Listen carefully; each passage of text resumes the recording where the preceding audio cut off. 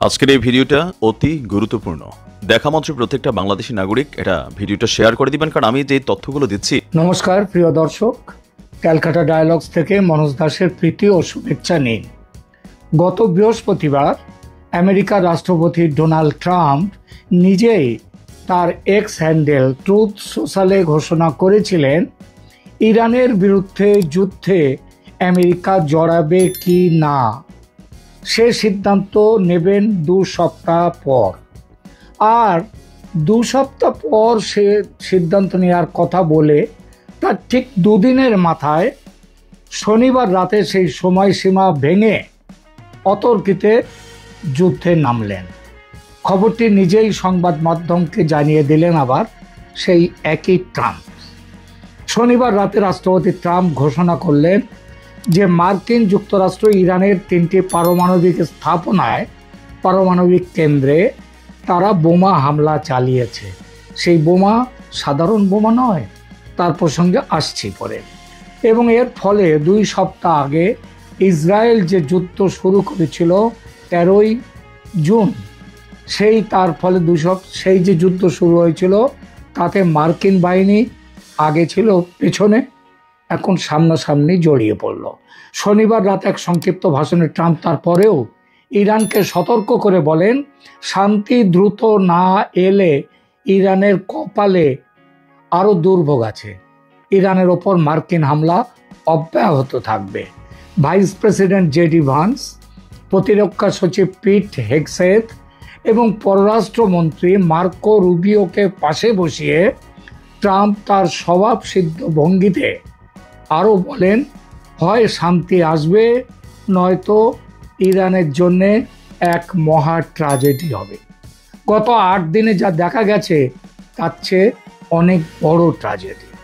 বৃহস্পতিবার white house বলেছিল যে ট্রাম্প 2 সপ্তাহ অপেক্ষার পর ইরানে বোমা হামলা চালাবার সিদ্ধান্ত নেবেন, কিন্তু নিজেরই তৈরি সিদ্ধান্ত, নিজেই যে কথা বলেছিলেন সেটাকে পাল্টে একেবারে বিপরীতে গিয়ে তিনি শনিবার বিকেলে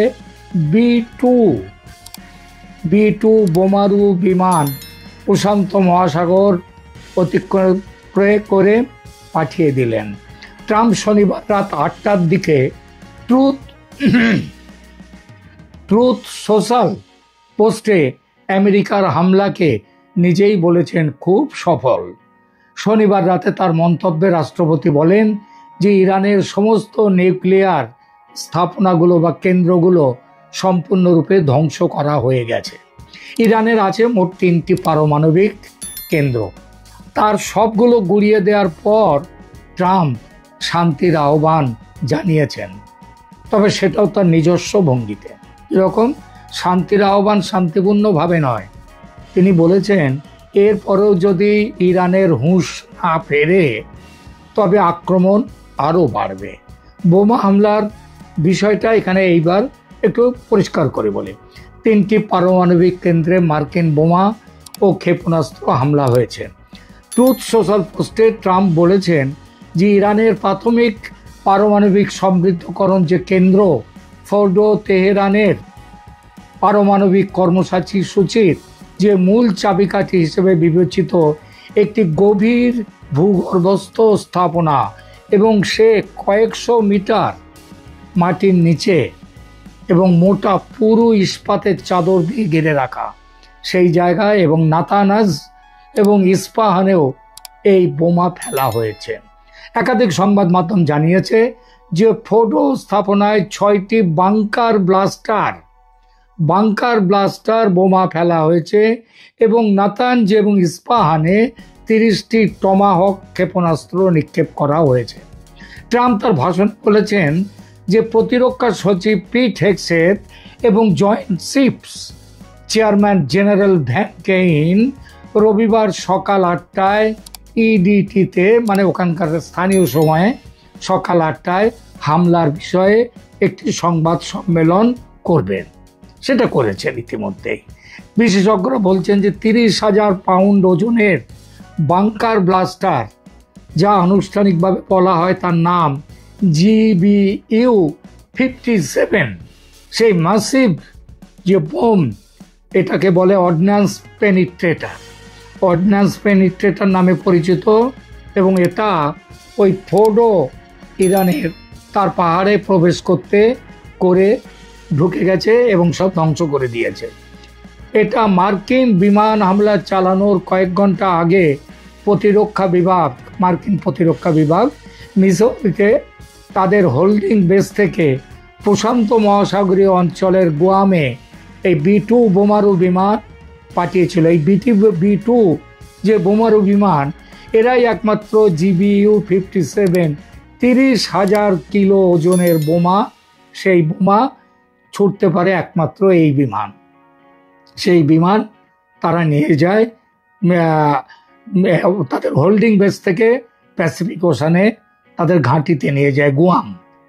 ইরানি কর্মকর্তারা এবং রাষ্ট্রীয় গণমাধ্যম বোমা হামলার বিষয়টি নিশ্চিত করেছেন। তারা বলেছেন যে 3টি পারমাণবিক কেন্দ্র তারা আগেই খালি করে ফেলেছিল, যার জন্য সেখানে কোনো ইউরেনিয়াম ছিল না। ইউরেনিয়াম হচ্ছে যে পারমাণবিক যে কেমিক্যাল, যেটা হচ্ছে ওদের প্রাথমিক যে জিনিসটা, যার উপর নির্ভর করে পারমাণবিক অস্ত্র তৈরি হয় বলেছে। তবে আমেরিকার এই হামলার তীব্র বিরোধিতা শুরু হয়েছে কিন্তু খোদ আমেরিকাতেই। মার্কিন কংগ্রেস সেনেট বিভক্ত। কেউ কেউ এই আক্রমণকে বলছেন অসাংবিধানিক, অমানবিক এবং বিশ্ব শান্তির বিরোধী।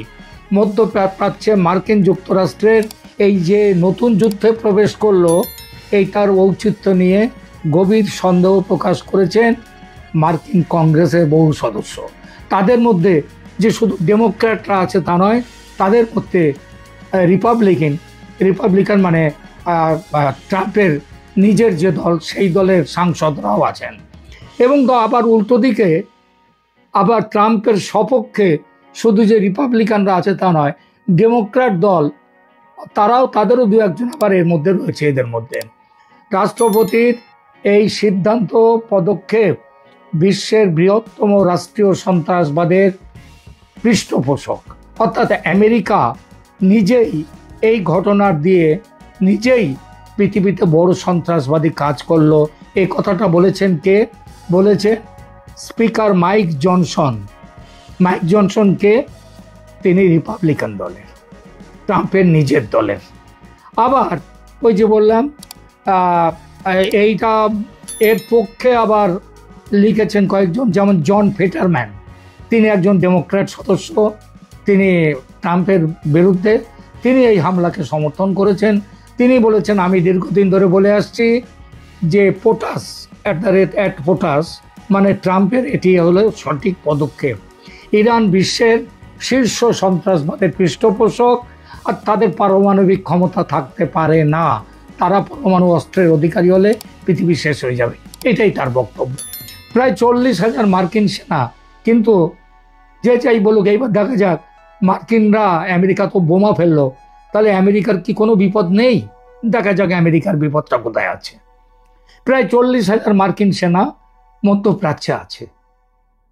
এদের মধ্যে সিরিয়াতে আছে, ইরাকে আছে, জর্ডান, কুয়েত, বাহরাইন, কাতার এবং UAE সংযুক্ত আরব আমিরশাহিতে এরা আছে বিভিন্ন ঘাঁটিতে। এদের সব ঘাঁটি ইরানের মিসাইল পাল্লার মধ্যে, খুব ভালোভাবেই তার মধ্যে। ইরান তাহলে কি করবে? ইরান এবারে এই আমেরিকা ঘাঁটিতে আক্রমণ করবে।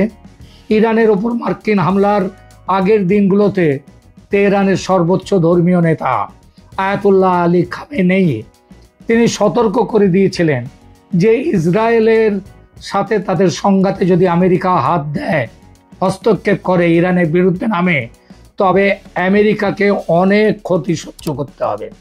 আর শনিবার মার্কিন হামলার একটু পরেই ইরানের সরকারি টেলিভিশন, সেখান থেকে ঘোষণা করা হয়েছে যে ট্রাম্প এই যুদ্ধ শুরু করেছে আর আমরা, অর্থাৎ ইরানিরা, এই যুদ্ধ শেষ করবে।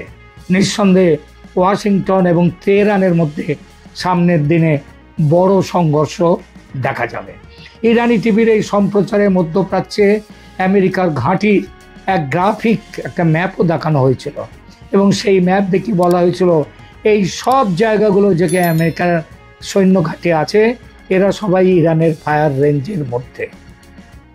বিশেষজ্ঞরা বলছে যে ইরান কয়েক ঘন্টার মধ্যে ইরাকের আল আসাদ বিমান ঘাঁটি বা তার সীমান্তের নিকটবর্তী অন্যান্য যেসব ঘাঁটি আছে সেখানে প্রতিশোধমূলক হামলা চালাতে পারে এবং সেখানে আমেরিকার বড়সড় ক্ষতি করতে পারে।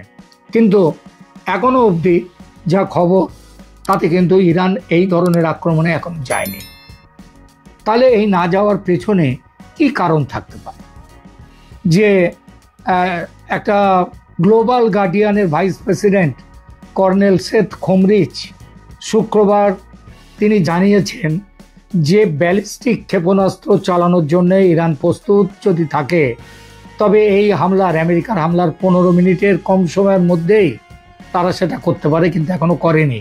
মনে রাখবেন, ইরাক ও আফগানিস্তানের প্রাক্তন বিশেষ বাহিনীর কর্মকর্তা খোমরিচ তিনি ভবিষ্যৎবাণী করেছিলেন যে মার্কিন যুক্তরাষ্ট্র যদি GBU-57 বোমা ব্যবহার করে আপনি এক বা একাধিক মার্কিন ঘাঁটিতে লক্ষ্য করে ইরানের ক্ষেপণাস্ত্র হামলা দেখতে পাবেন।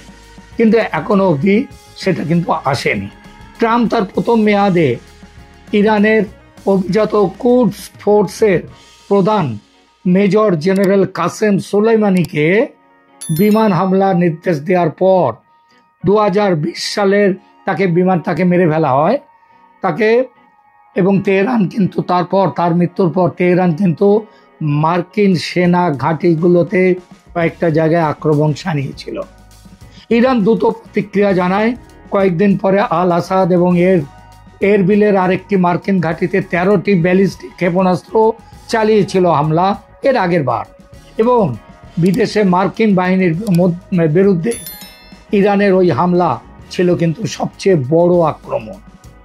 এটা কোনো ছোট আক্রমণ ছিল না, এবং কোনো আমেরিকা স্বীকার করেনি তাদের কেউ মারা গেছে। তবে 100 জনেরও বেশি তাদের খুব গুরুতরভাবে আহত হয়েছিল তারা। ট্রাম্প 2 সপ্তাহের সীমা নির্ধারণ করার 48 ঘন্টার মধ্যে হামলা চালাবার জন্য আগের সিদ্ধান্ত পাল্টে নিলেন। কেন পাল্টে নিলেন? এর কারণ হতে পারে যে ইরানের ওপরে ক্ষতি দিয়ে চাপ সৃষ্টি করার পদ্ধতি। মনে রাখবেন, জাপান দ্বিতীয় বিশ্বযুদ্ধে জাপান হার স্বীকার করতে চায়নি। পার্ল হারবার সেখানে সফল আক্রমণ চালাবার পর জাপান কিন্তু পিছিয়ে আসতে চায়নি। তখন আমেরিকা কি করেছিল? ইউরোপের হিটলার তো হচ্ছে তাদের মূল শত্রু, জাপান তার পরে, কিন্তু যখন পারমাণবিক বোমা ফেললো তখন কিন্তু ইউরোপে ফেললো না, জার্মানিতে ফেললো না, এশিয়াতে ফেললো। হিরোশিমাতে মারল প্রথমে, এবং সেখানে মেরেও তার শান্তি হলো না, আবার মারল নাগাসাকিতে। অর্থাৎ আমেরিকা এখানেও সেই এশিয়ান স্বার্থের বিরুদ্ধে, এবং তাদের সব কিছুকে পরীক্ষা নিরীক্ষা সেটা করবে এশিয়ার মাটিতে। আপনারা এই যে GBU-57 বোমা 30,000 কেজি ওজনের যে বোমা, এটা কিন্তু পৃথিবীর অন্য কোথাও ফেলেনি আমেরিকা, ফেললো ইরানে, এশিয়াতে। এই হচ্ছে আমেরিকান হেজিমনি, আমেরিকান এবং ইউরোপিয়ান হেজিমনি। অদূর ভবিষ্যতে ইরানের সাথে আলোচনা হতে পারে বা না হতে পারে, তার যথেষ্ট সম্ভাবনা রয়েছে। এই বিষয়টির উপর ভিত্তি করে আমি আগামী 2 সপ্তাহের মধ্যে যাব কিনা লড়াইতে সিদ্ধান্ত নেব। এটা বলার পর তিনি নিজেই ঠিক করে নিলেন যে না, ইরানকে আর বেশি দিন সময় দেওয়া যাবে না, তার আগেই ওদের শিক্ষা দেওয়া দরকার। এবং এরপরে কূটনৈতিক তৎপরতার ঝড় উঠেছে মধ্যপ্রাচ্য জুড়ে। শনিবার কাতার, সৌদি আরব, সংযুক্ত আরব আমিরাত এবং কুয়েতের রাষ্ট্রদূতরা আন্তর্জাতিক আণবিক শক্তি সংস্থা IAEA তার মহাপরিচালক রাফায়েল গ্রোসির সাথে দেখা করে মার্কিন হামলার পরিস্থিতি সম্পর্কে উদ্বেগ জানিয়েছেন। কিন্তু উদ্বেগ জানিয়ে হবেটা কি? জাতিসংঘ তারাও বলেছে উদ্বেগ জানিয়েছে। ইরান জাতিসংঘের কাছে আবেদন জানিয়েছে আমেরিকার বিরুদ্ধে উপযুক্ত ব্যবস্থা নেওয়ার জন্য। ক্ষমতা আছে নাকি জাতিসংঘের? সে ক্ষমতা নেই। আমরা জানি এর আগে যখন ইরাকে সাদ্দাম হোসেনের বিরুদ্ধে অপপ্রচার চালানো হয়েছিল যে ওখানে জীবাণু বোমা রোগ তৈরি করবে, সেই বোমা তৈরি করছে সাদ্দাম হোসেন। পরে দেখা গেল তাকে মেরে ফেলা হলো, মেরে বাংকারের ভেতর থেকে বার করে তাকে অন্যায়ভাবে তাকে বিচার করে তাকে ফাঁসি দেওয়া হলো। তারপর আমেরিকা কি IAEA তারা কি বলল, মানে ওই আণবিক সংস্থা বলল না আমরা ওই জীবাণু বোমার কোনো লক্ষণ পাইনি যে ওটা ওরা তৈরি করছিল। তো এই হচ্ছে। এদিকে বলি ট্রাম্পের কথা। ট্রাম্প কি করছে? ট্রাম্প বলছে আমাদের পাকিস্তানের কথা।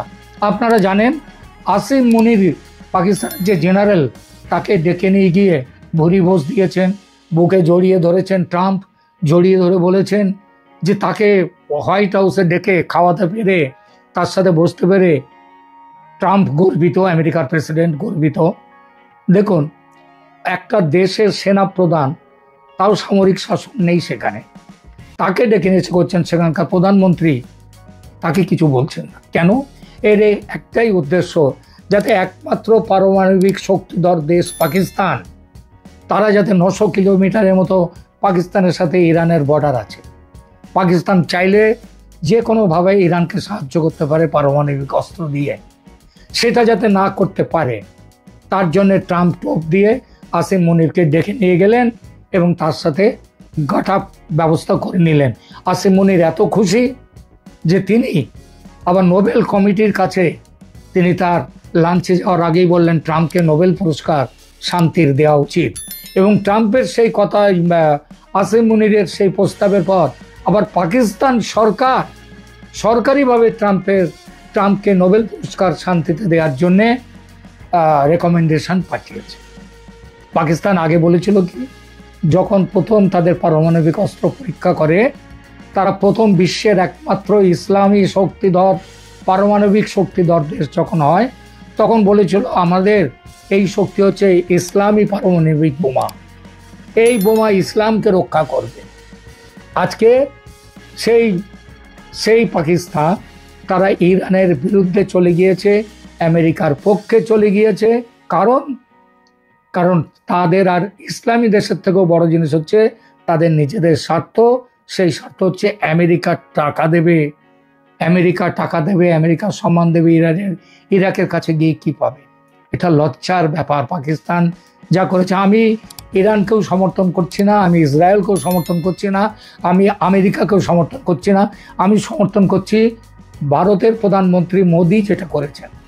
মোদি বলেছেন আমরা ইসরায়েলের পক্ষেও নই, আমরা ইরানের পক্ষেও নই, ইরানের সঙ্গেও আমাদের ভালো সম্পর্ক, ইসরায়েলের সঙ্গেও আমাদের ভালো সম্পর্ক, আমরা হচ্ছি শান্তির পক্ষে।